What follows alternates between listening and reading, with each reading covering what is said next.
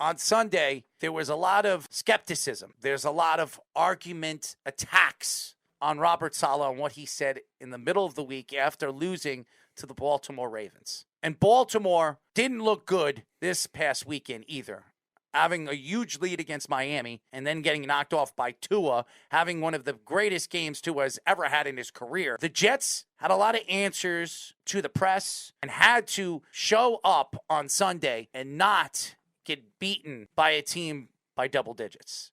This has been a problem for the New York Jets for the last few Septembers. They've been the worst September team in the NFL. A lot of the Browns fans believed that this was going to be a sure thing. And in the first half, a lot of people believed that the Cleveland Browns were going to pull away. And it wasn't because of their star quarterback, which they don't have one right now, because he's sitting on the bench. It's not going to be because of their wide receivers or lack of wide receivers, except Amari Cooper. And it's not going to be because of their offensive line or defense that did not play well in that game, especially when they needed it to play well. And I don't want to hear about Jadeveon Clowney's injury, and that's what caused them to lose in the fourth quarter, because that's not true. What the Jets did, finally, in this game is use a weapon that they drafted in the top 10. And that's Garrett Wilson. Garrett Wilson was barely used in the first half last game against the Baltimore Ravens. And then when they started to use him in the second half, it was a little too late when they were down and they were probably going to lose. So finally in game number 2, Mike LaFleur started listening to the fans and listening to the press. Where was your star wide receiver, the guy that you decided to draft at number 10? When are you going to start using him? And boy, oh boy, did he start using them with Joe Flacco in week 2. 8 catches, over 100 yards, 2 touchdowns, just completely dominant. And the Jets haven't had a playmaker like this. I can't even remember the last guy that was. Antonio Holmes, he was there for 1 year. That he actually had a good year. He got a contract. He was horrible. Couldn't stay healthy. Braylon Edwards, Brandon Marshall, probably the best one out of all of them. He was there for 2 years, but that 1 year with him and Eric Decker. 15, Yeah, that was a sensational year, but he wasn't a Jet. He was brought in as a free agent. This is a Jet you can have with Zach Wilson for the next 10 years. And I think having a weapon that can run so many different routes and make plays in the open field the way he can, it's going to open up opportunity for Davis and Elijah Moore, who I think could be outstanding, but I just don't know what he is as a player yet because he couldn't stay healthy last year. And not only Garrett Wilson, another player showed up in his first big game as an NFL player, and that's Breece Hall. The second-round pick, the best running back in this class, I believe could be a Matt Forte type of player. This guy could do it all. Catch the ball, run up the hole, find different seams in that defense, and just completely beat up a defensive line. But not only that, Joe Flacco, a veteran quarterback that didn't look good in game 1, actually stepped into the pocket, made the plays, threw over 300 yards, which everybody thought was washed up, including yours truly. And Robert Saleh, with the smiles on his face, this team believes in him.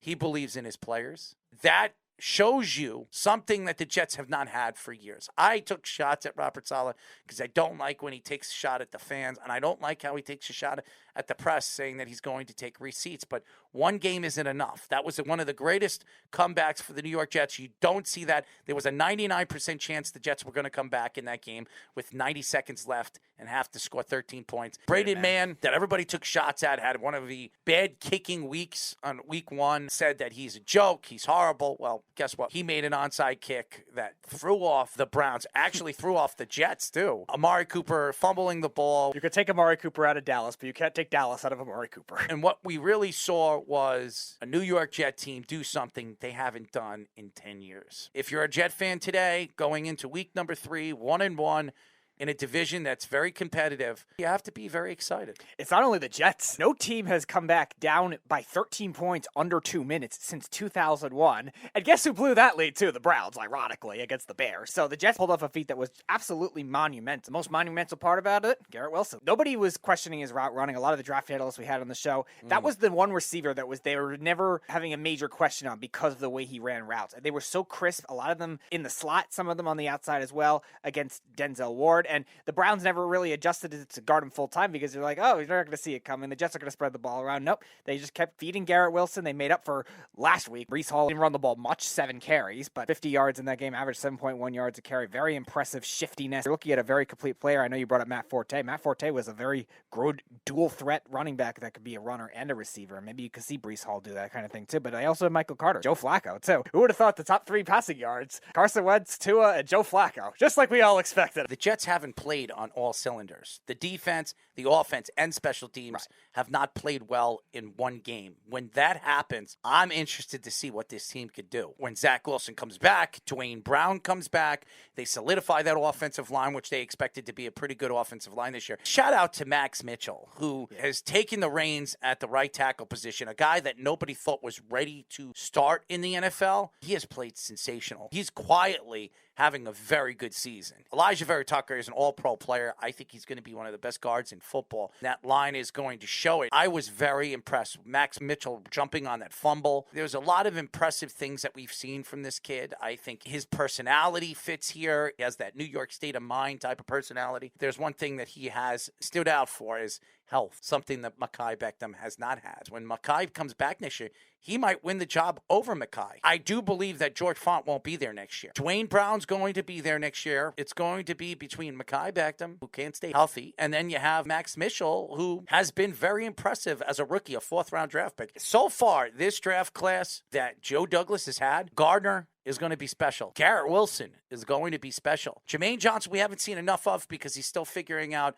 who he is and his identity on the field. He had a pretty decent first game. He kind of disappeared in the second game, but I believe is going to be something special as well. Breece Hall, we all know, is going to be special. And then there's Clemens, who I think will be a starting defensive lineman by next year, especially if they can't bring back Quentin Williams. Max Mitchell, who was the last draft pick of this draft class and might be one of their better ones. Joe Douglas might have A+ this draft class. And if you look at all the besides Cross, he's been better than all the other ones. He's been better than Evan Neal. He's been better. Quano hasn't looked good. Max Mitchell has played against 2 of the better defensive lines in football and has played very, very well. Even in week 1 against Baltimore, it wasn't his side of the line that made mistakes. It was the other side, the veteran side, not the rookie side. So very impressive with the 2 young players on that offensive line. Then there's the New York Giants. I love what I've seen from Dable. I think he's a good coach. I think he's a great offensive mind. And we're seeing what Wink Martindale is as a defensive coordinator.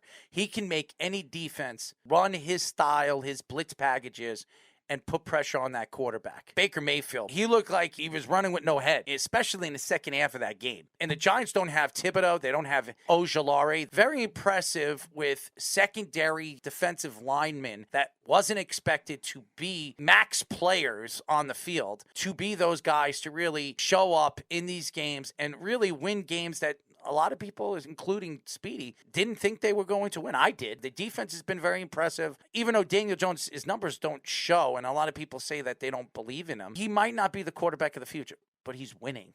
And that's all that matters. If there's a win on the board and he's making the plays that need to be made, doesn't matter how many yards he throws and how many touchdowns he throws. Saquon Barkley did not show up in week 2 like he did in week 1. It didn't matter. They were better than Carolina. I think they're a better team than Carolina. Carolina is going to be a rebuilding team in the offseason. Christian McCaffrey, he could be looking to play somewhere else. Maybe they trade DJ Moore and rebuild this team. Star corner last year in the draft class, he got hurt. Matt Rule is probably going to go back to college football and coach one of those college teams that are firing their coaches. Maybe Notre Dame. And maybe Brian Kelly gets fired in his first year with LSU. Nebraska's coaching job is the one open right now, but now apparently they're going to try and go for Urban Meyer. Oh, that'll be fun. Oh, God, that'll be a train wreck. Not that Urban Meyer is a bad college coach. I don't think you want that PR nightmare that could be. Maybe they'll open up a bar with his name on it in Nebraska. Put a statue in front of the bar of him standing with his hands up in the air. Can't be any worse than what Scott Frost did. But nevertheless, going back to the Giants, the defense has been the most impressive thing for me, especially with the way Wink Martindale has managed the injuries so far.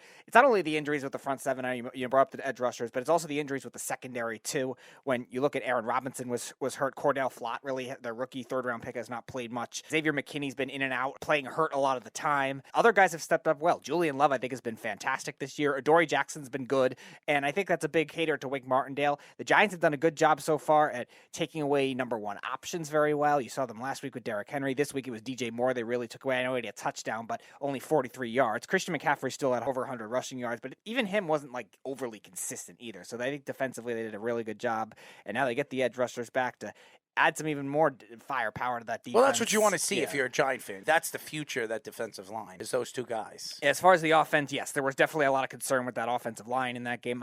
I know Andrew Thomas, a lot of people ranked him as having one of the better performances. I thought he still had some issues with Brian Burns when Brian Burns was shifted over to that side. Evan Neal did not look great in that game either. While Daniel Jones didn't have the great statistical numbers, I don't think it was all his fault in this game. And he's been playing gritty so far. Good comeback so far, and Brian Daboll's been coaching very well. Does not seem to be panicking in those late situations too. And Saquon Barkley, I know he didn't play well that game, but he did play well in the fourth, so I'll give him credit on that.